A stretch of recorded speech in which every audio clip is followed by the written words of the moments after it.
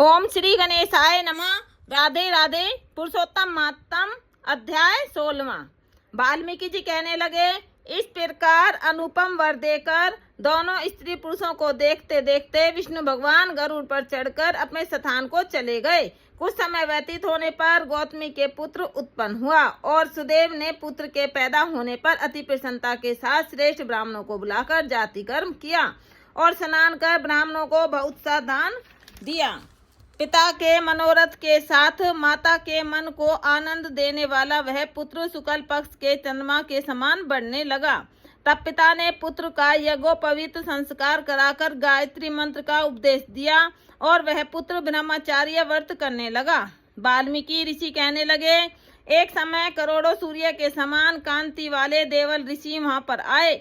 उनको देखकर सुदेव ने उनके लिए आसन बिछाया। उस आसन पर देवल मुनि बैठकर बोले, हे सुदेव, लक्षणों से युक्त यह तुम्हारा पुत्र महाभाग्यवान है, परंतु इसमें एक ही दोष है जिससे इसके सब गुण वृथा हो जाते हैं। हे सुदेव, तेरा यह पुत्र 12वें वर्ष में जल में डूबकर मर जाएगा, जिससे तू मन में सोच नहीं करना।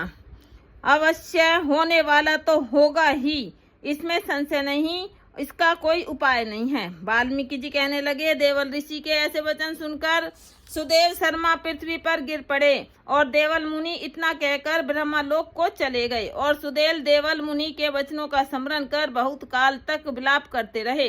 फिर गौतमी पुत्र को गोदी में लेकर प्रेम से मुख चूमकर अपने पति से बोली, हे द्विजराज, होने वाली वस्तु से भय नहीं करना चाहिए। जो होने वाला है सो तो होगा ही, और जो नहीं होने वाला है वह कभी नहीं होगा। इसलिए हे नाथ, उठो और सब शरणागत जीवों के रक्षक निवारण पद को देने वाले भगवान विष्णु का भजन करो। वाल्मीकि ऋषि कहने लगे, इस प्रकार सुदेव ब्राह्मण अपनी स्त्री के वचन सुनकर सतगुण को प्राप्त हुआ और हृदय में हरि के चरण कमल को धारण कर अपने पुत्र से उत्पन्न दुख को तत्काल त्याग दिया। इति पुरुषोत्तम मातम अध्याय 16वां संपूर्ण।